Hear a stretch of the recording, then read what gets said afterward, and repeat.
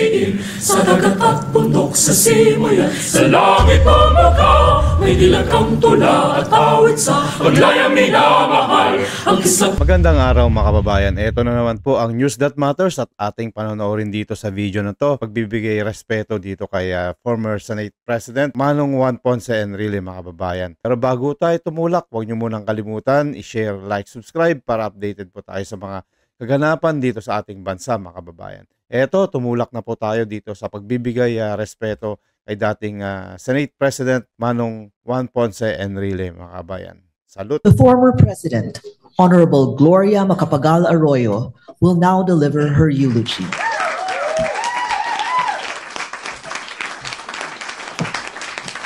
To the family of Manong Johnny Ponce Enrile, my deepest condolences. Senate President Soto, honorable senators, ladies and gentlemen, Juan Ponce Enrile will surely go down in history as one of the most awe-inspiring political figures of our time, truly a legend in his own lifetime. To many, the legend is rooted in his role as the formidable Secretary of Defense during the martial law years. But he grew beyond that legend. Yes. With the sheer force of his intelligence, political skill, and powerful presence. He became the most enduring public servant of our era, sometimes intimidating, but always respected by friend and foe alike for his unsurpassed brilliance. Beyond his public achievements, Manong Johnny combined intellect with personal loyalty and kindness. My family remembers this well. And so of the 5 minutes I was given to make this eulogy, may I spend a couple of minutes about our own personal memories. During martial law, from time to time, my father, former President Diosdado Macapagal, was in limbo. But he sometimes needed to make small requests from the government for minor matters. Because he could no longer reach President Marcos Sr. directly, Dad would write a note, wait for Senator Enrile, Secretary Enrile at that time, at a diplomatic reception, hand it to him, and quietly explain his request. I know of no instance in which Secretary Enrile ever turned my father down, and he unfailingly gave him the dignity due to a former president. For this, my family and I will always have a big place in our hearts and memories for Manong Johnny. So for the baptism of my son, Dato, we asked him to be godfather. It was a role that he warmly accepted. Many years later, I was executive director of the Garment and Textile Export Board and found myself colliding with powerful interests. A Senate hearing was convened against me. And in that hearing, Senator Enrile declared, Gloria Macapagal Arroyo is like Caesar's wife. She is not only without sin, she also appears without sin. Oh, that made my day and helped my career. We were senators together in the 10th Congress, and I had a chance to marvel at his mastery, especially when he sponsored the comprehensive tax reform of 1997. When I was president, he sponsored the Human Security Act of 2007, something which our country needed to address the threat of terrorism to the national security of the country. I was still president when Senator Enrile became Senate President Enrile. All right. Under his leadership, the Senate passed many measures, a lot of them really important to my administration. May I just mention a few of them? The Comprehensive Agrarian Reform Program Extension Act, the Expanded Senior Citizens Act, and the Real Estate Investment Act for social reform as well as for improving the investment climate. In the aftermath of the Maguindanao massacre, he was in Malacanang Palace working late into the night, helping me craft my proclamation of martial law in Maguindanao.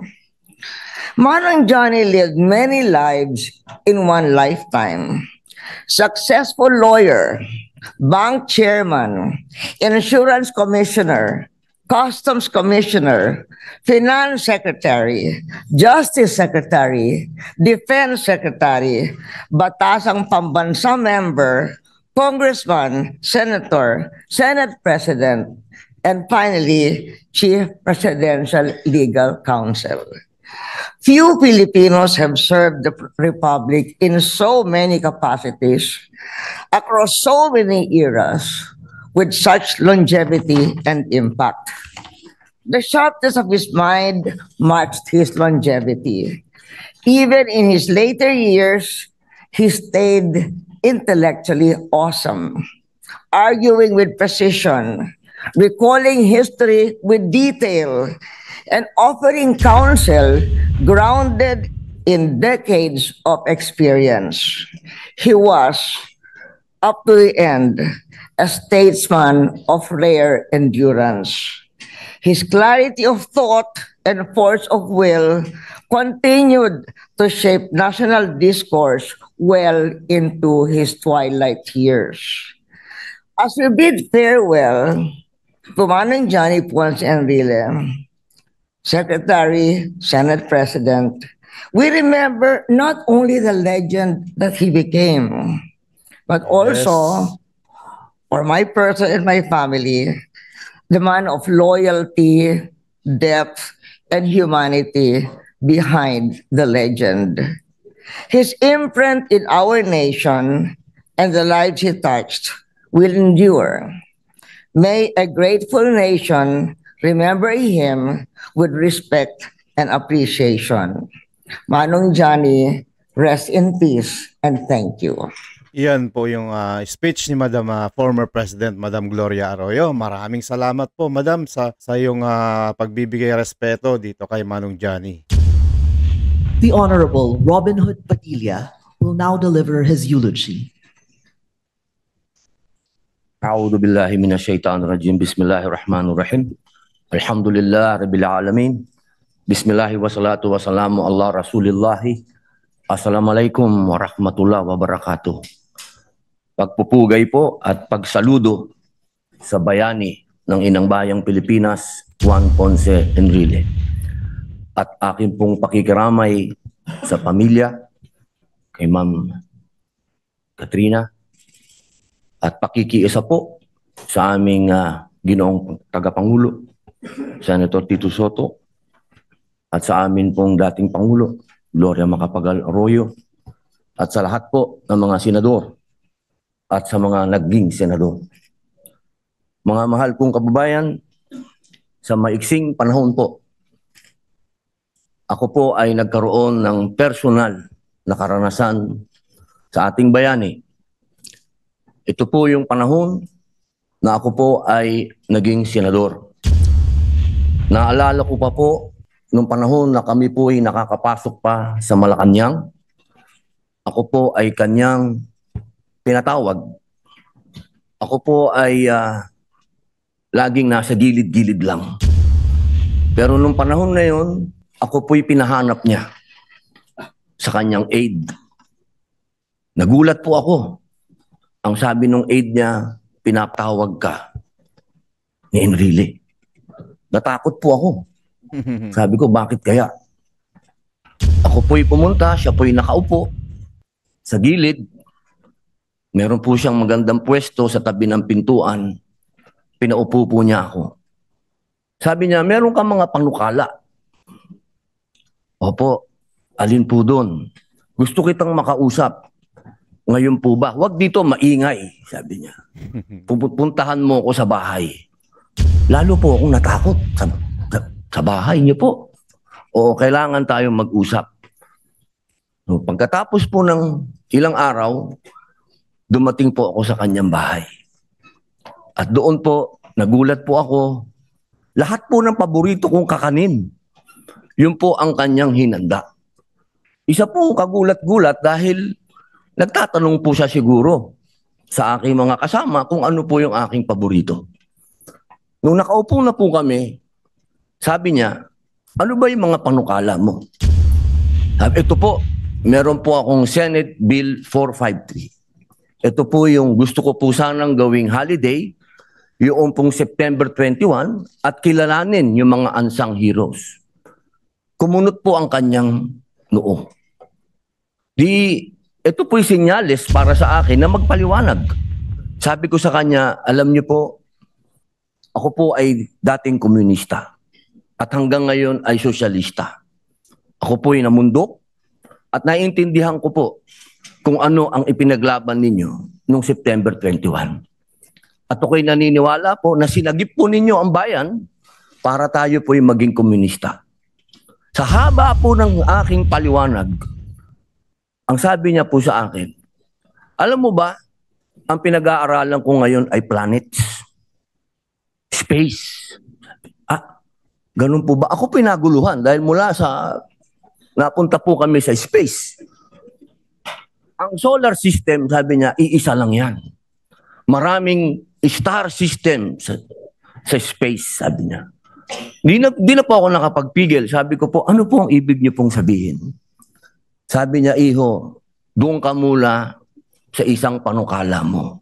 Huwag mo munang i-touch ang patungkol diyan sa September 21 dahil marami kang makakaaway.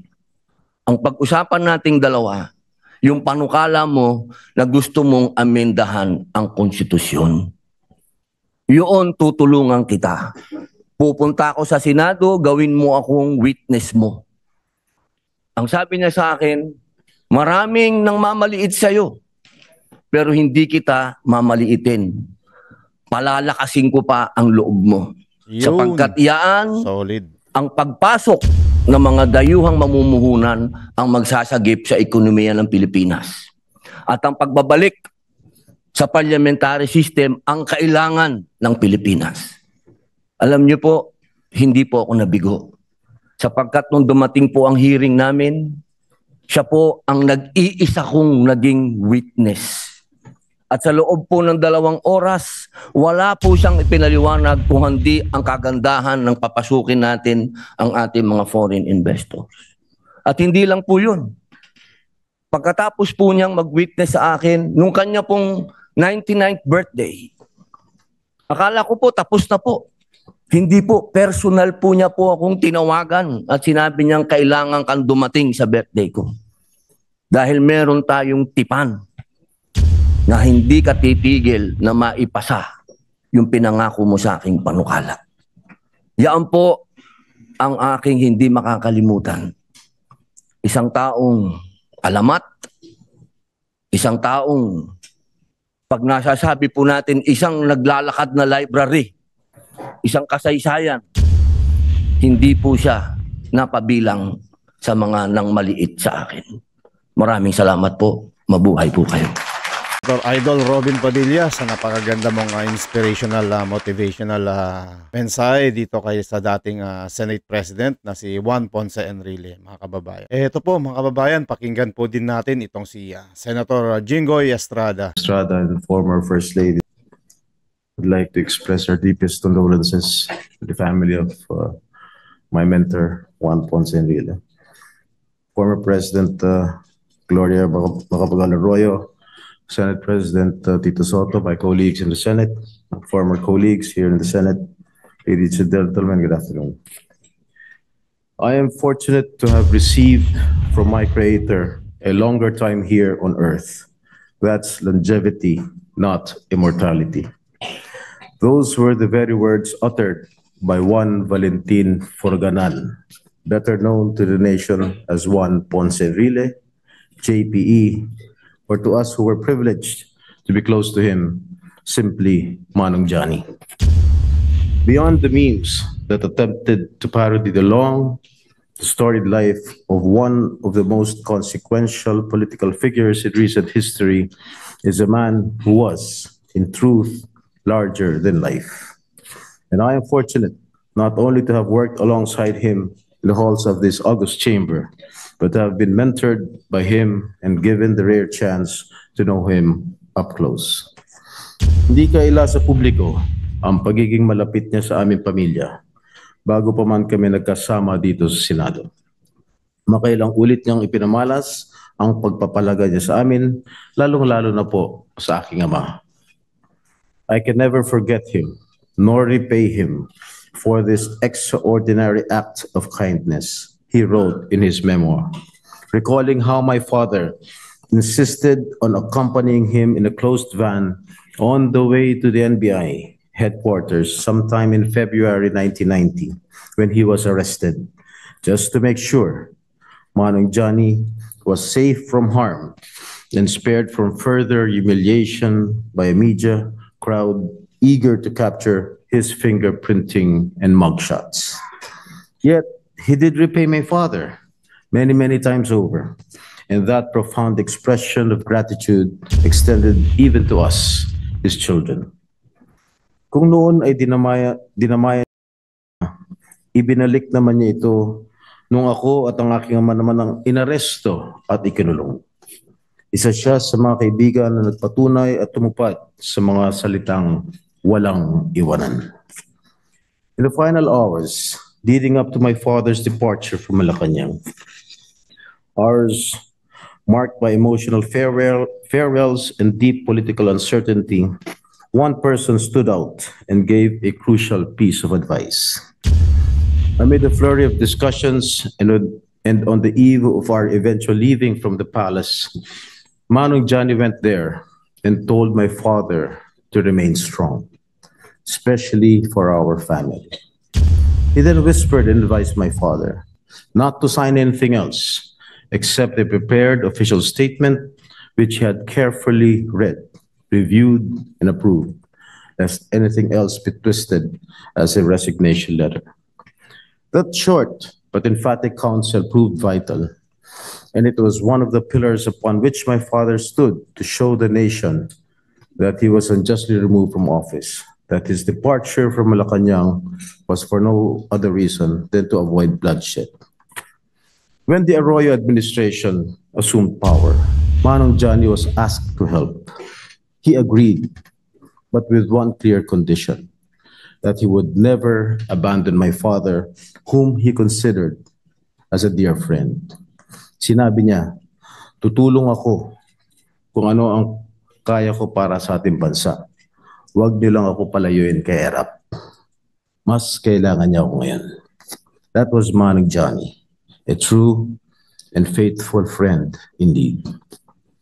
Sa huling pagkakataon, nung ako naman ang kailangan niya samahan sa detention facility sa Camp Crame, mahigit isang dekada na nakakalipas, literal na sinamahan po ako ni Manong Johnny. But levity aside, words are not enough to describe the warmth and fatherly affection shown to me by Manong Johnny. The very first thing he did after the Supreme Court granted him bail in 2015 and ordered his release from hospital detention was to visit me and Senator Bong Revilla to lift up our spirits, to tell us to keep the faith and to never lose hope. Gusto ko happy ka, he said in his immortal campaign slogan. Pero si Manong Johnny, marahil, hindi alam na nakakarami. Ay masaya na kung ang ulam sa hapagkainan ay isda. When Senate reporters once asked him for the secret to his longevity, he simply said that aside from reading his mental calisthenics, he preferred fish and vegetables. Namumukod tangi ang karne norte na gawa ng kanyang anak na si Katrina sa nakahilingan niyang kainin itong mga nakalipas na taon. At mahilig din pala si Manong Johnny maglaro ng Bejeweled sa kanyang tablet noon. Hindi man siya techie, Pero sa edad niya na 89, nahilig din siya sa larong uso noon sa kanyang mini iPad. Enjoy na enjoy siya, and he played it seemingly oblivious to whatever storms were swirling around him. Yes, even while the late Senator Miriam Defensor Santiago was lividly attacking him on the Senate floor.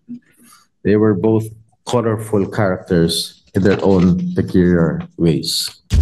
His insatiable appetite for learning, his studious and stern discipline, and his legendary intelligence aside, sa araw-araw na buhay, napakasimpleng tao ni Juan Ponce Enrile. Dala niya sa kanyang pagtanda ang kanyang mahirap at payak na pinagmulan. At simple man, hindi siya naging maramot sa pagbabahagi ng kanyang talino bilang isang batikang abogado, mambabatas at lingkod bayan.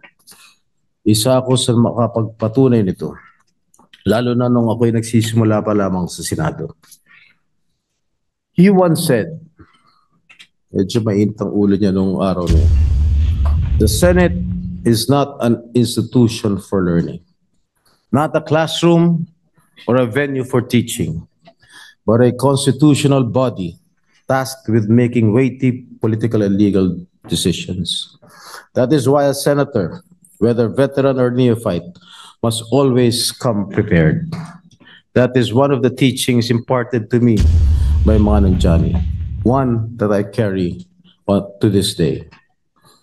So when he was lecturing about this in session, Senator Lapid charmed Manong by saying,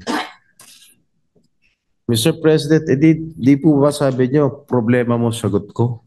Eh, nga ang problema ko, hindi ko maintindihan, bago po ako rito. Yun po sinabi ni Senator Lapid. Kaya nga po ako nagpapaturo sa inyo. Laughter enveloped the session hall, and right there and then, Manong Johnny and Senator Lapid became very, very good friends. So when I had questions or misgivings, I never hesitated to seek advice from one of the most brilliant minds in this chamber.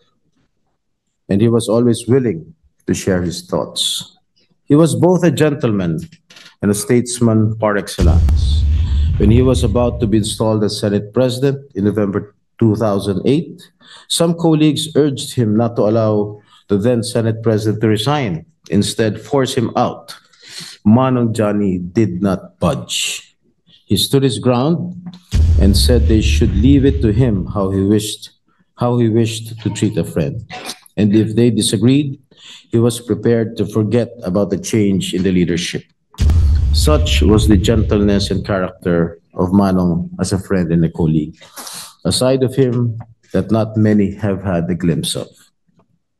To most people, former Senate President Enrile will be remembered as a central political figure who served under 8 presidents across more than 6 decades. A central figure in many critical times and political upheavals this nation has witnessed. But to me, Manong Johnny is and will always be nothing less than family. Manong Johnny is irrepressible, irreplaceable, and incomparable. A very, very tough act to follow. Kahit sa puso ng mga empleyado natin dito sa Senado, ang kanyang kakaibang pagkalinga sa kapakanan ng maliliit na kawani ay hindi nila makakalimutan. Isa siyang tunay na alamat. And to his family, Ma'am Christina, his children Jack and Katrina, and his grandchildren, we're all grateful for your generosity in supporting Manong Johnny throughout all seasons of his colorful and challenging political career, even at the great cost of time away from all of you. And as we bid him farewell, I find comfort in his words, words that reveal the heart of the man behind the public figure, captured so eloquently in the closing lines of his memoir.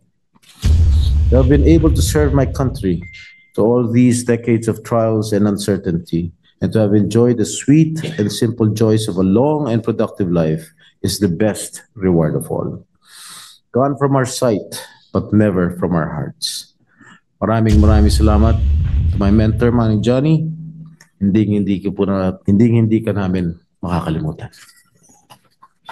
Ayan po mga kababayan yung mensahe ni Senator Jinggoy Estrada dito kay Manong Johnny Enrile mga kababayan. Maraming salamat po sa lahat ng mga naiambag mo dito sa bansa namin. Former Juan Ponce Enrile, hindi ka makakalimutan ng mga mamamayang Pilipino. Rest in peace po Manong Johnny Enrile. Ayan po mga kababayan, ito po yung ating tribute dito kay Juan Ponce Enrile. Po ang News That Matters, huwag niyong kakalimutan i-share, i-like at subscribe para updated po tayo sa kaganapan dito sa ating bansa. Maraming salamat po mga kababayan. News That Matters. Mag-iingat po kayo and God bless.